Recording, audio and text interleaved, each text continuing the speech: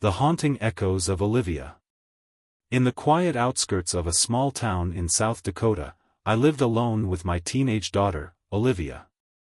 Every weekend, she'd stay with her father, leaving our house silent and still until her return on Sunday evenings. Typically, by the time I arrived home from work on Fridays, she'd already be gone. But this Friday was different. As I pulled into the driveway, the first hint of something amiss caught my eye. Olivia's bedroom light was spilling out into the twilight. Strange, I thought. She must have forgotten to turn it off before leaving, a rare lapse in her otherwise meticulous habits. Stepping inside, the creak of the front door seemed louder than usual. The house felt off. From upstairs, faint rustling noises reached my ears. "Olivia?" I called out softly, uncertainty tinging my voice. Climbing the stairs, I approached her bedroom door, which was ajar. Gently pushing it open, I found her seated on the edge of her bed, eyes fixed downward on an old journal cradled in her hands. "Isn't your dad picking you up this weekend?" I asked. Without lifting her gaze, she murmured, "No. I decided to stay home." A chill brushed the back of my neck. "That's great. Maybe we can have dinner together and watch a movie?" A long, heavy silence filled the room before she finally whispered, "Yes." Something was wrong. Olivia was usually vibrant, full of stories and laughter. This sullen, distant demeanor was entirely unlike her. Concerned, I texted her father to see if they had argued, hoping for an explanation. Downstairs, I busied myself in the kitchen, the comforting aroma of cooking filling the air. Tidying up, I noticed her coat and backpack weren't in their usual place by the door. Odd. Perhaps she'd taken them upstairs. As I moved into the living room, I was startled to find Olivia seated on the couch, her back to me. I hadn't heard her come down the stairs. She sat unnaturally still, hands clasped in her lap, the television blank in front of her. "Olivia, could you pick out a movie?" I asked, trying to sound cheerful. No response. Suppressing a growing unease, I selected a movie myself, The Conjuring, one of my favorites, and set the table. "Dinner's ready," I announced. Leaving the room to grab utensils, my phone buzzed on the counter. It was a text from her father. "What do you mean she didn't come? Olivia's been with me since school let out. We're having dinner with her grandmother tonight." My heart plummeted. A cold, paralyzing fear rooted me to the spot. If Olivia was with him, who was in my living room? The silence in the house pressed in. Gathering every ounce of courage, I peeked into the living room. The figure was still there, sitting impossibly still, its back rigid. I needed my car keys, they were on the coffee table beside it. Swallowing hard, I stepped into the room. "I forgot something in the kitchen," I said aloud, hoping my voice didn't betray me. The figure didn't move. In a swift motion, I snatched the keys and retreated toward the front door. Just as I reached it, a chilling voice floated down from upstairs, a voice that sounded like Olivia but twisted, distorted. "Mom, can you help me?" I froze. The figure on the couch slowly began to rise. Panic overtook me. I yanked the door open and dashed to my car. My hands trembled violently as I fumbled with the keys. The engine roared to life, and as I backed away, my headlights illuminated the house. There, in Olivia's bedroom window, stood a silhouette. It waved slowly, its hand moving in a grotesque, unnatural rhythm.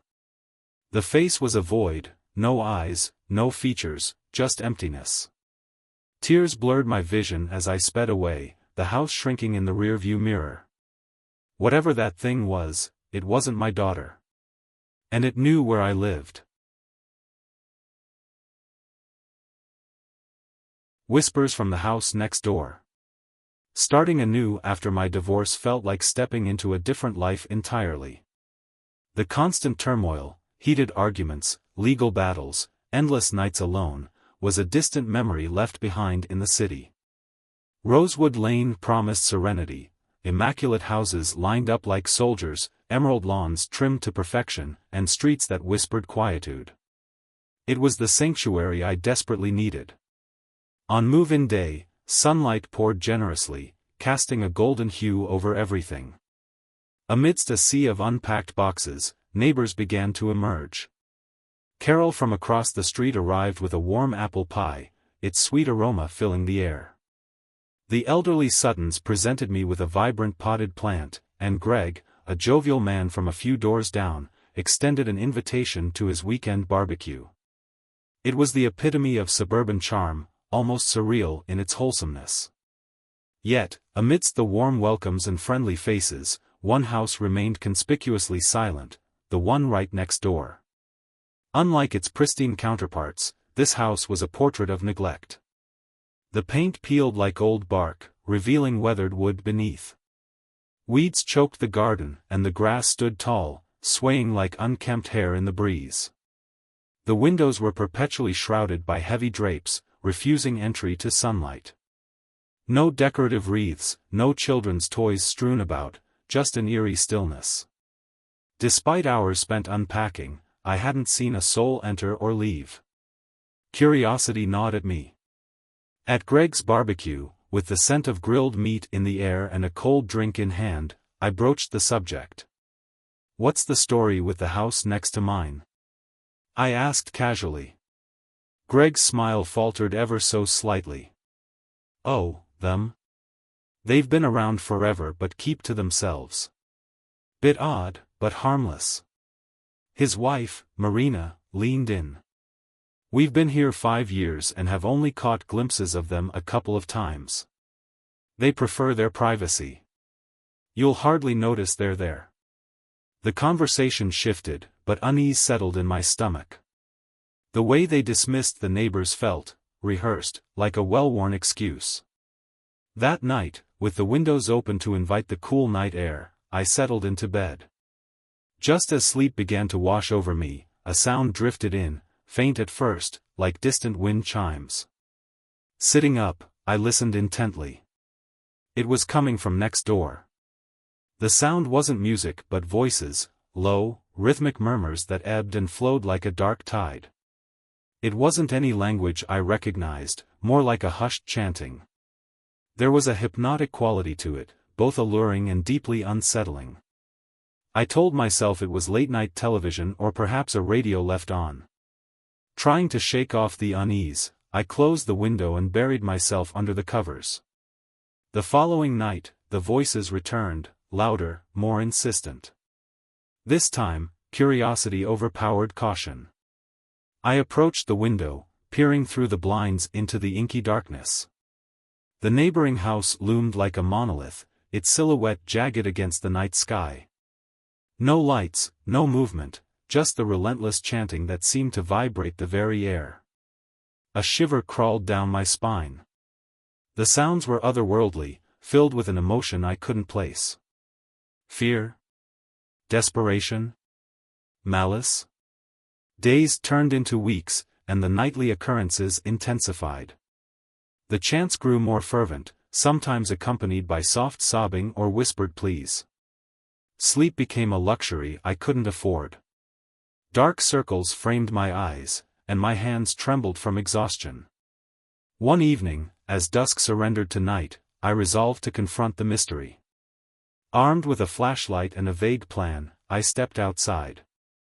The air was thick, heavy with the scent of damp earth and something else, a metallic tang that clung to the back of my throat.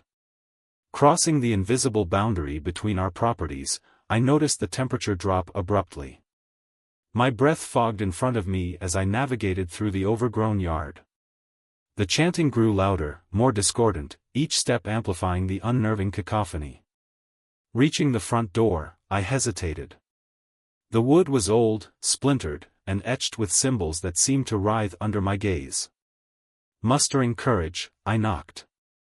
The sound echoed hollowly, swallowed by the oppressive silence that followed. The chanting had stopped. Moments stretched into eternity. Just as I was about to turn away, the door creaked open ever so slightly. Darkness enveloped the space beyond, impenetrable and thick. A putrid smell wafted out, decay mixed with something foul. "Hello?" I called out, my voice barely more than a whisper. No response. Only the quiet creak of the door settling on its hinges. A cold hand suddenly grasped my shoulder from behind. I spun around, heart leaping into my throat, but there was no one there. Panic surged. I stumbled back, tripping over a gnarled root and falling hard onto the ground. Above me, the house seemed to loom closer, its windows like empty eye sockets gazing down. Scrambling to my feet, I fled back to the safety of my own home, slamming and locking the door behind me. My chest heaved as I tried to catch my breath, ears straining for any sign of pursuit. Silence. That night, sleep was impossible. Every creak of the house, every rustle of the wind set my nerves on edge. Around 3 a.m., a new sound emerged, a scratching at my front door, slow and deliberate. It moved to the windows, nails dragging across the glass with a screech that set my teeth on edge. I dialed the police with shaking fingers. The operator assured me someone would be dispatched. Minutes felt like hours as the scratching continued, now accompanied by a faint whispering that seemed to seep through the walls. When the police arrived, lights flashing, the noises ceased abruptly. 2 officers conducted a thorough search but found nothing. No footprints, no signs of intrusion, nothing. "Probably just some kids playing pranks," one of them suggested, but his eyes betrayed uncertainty. The next day, I considered leaving. Packing up and returning to the chaos of the city seemed preferable to this waking nightmare. As I began to make arrangements, a letter slid under my door. The paper was old, yellowed, the handwriting spidery and erratic. "Do not interfere. They are always watching." A chill settled deep in my bones. Who were they? The neighbors? Something else? Desperation drove me to seek out Greg. I found him tending his garden, the vibrant flowers a stark contrast to the darkness consuming me. "Greg, I need to know what's going on," I pleaded. "The house next door, there's something wrong." He sighed heavily, avoiding my gaze. "I was hoping this wouldn't happen. They've chosen you." "Chosen me? For what?" He glanced around nervously. "They select someone new every few years. Someone vulnerable, alone. The voices, the visitations, it's how it starts. Why didn't you warn me?" I demanded, anger bubbling up. "Because it's useless. Once they've marked you, there's no escape." I left in a haze of fear and disbelief. That night, I barricaded myself inside, every light blazing. Yet, as midnight approached, the power went out, plunging the house into darkness. The chanting resumed, louder than ever, surrounding me from all sides. Shadows writhed along the walls, taking shapes that defied logic. A pressure built inside my head, a piercing pain that brought me to my knees. "Join us," the voices whispered in unison. "Embrace the darkness." My vision blurred as figures emerged from the shadows, translucent forms with hollow eyes and mouths twisted in silent screams. They reached out with elongated fingers, cold as ice, brushing against my skin. I screamed, a primal sound ripped from the depths of my being. Then, everything stopped. The lights flickered back on, and the figures vanished. I was alone, the house silent once more. But something had changed. The air felt lighter, the oppressive weight lifted. Exhausted, I collapsed onto the couch, sleep overtaking me instantly. I awoke to sunlight streaming through the windows. Stepping outside, the neighborhood was alive with activity. Children played, neighbors chatted, and birds sang, everything was normal. Except the house next door was gone. In its place was an empty lot, overgrown with weeds. No remnants of a foundation, no debris, just emptiness. I stared in disbelief as Carol approached. "Morning. Lovely day, isn't it?" she chirped. "The house, where did it go?" I stammered. She gave me a puzzled look. "What house, dear? That lot's been empty for as long as I can remember." Confusion and dread twisted inside me. Had it all been a hallucination? A nightmare brought on by stress?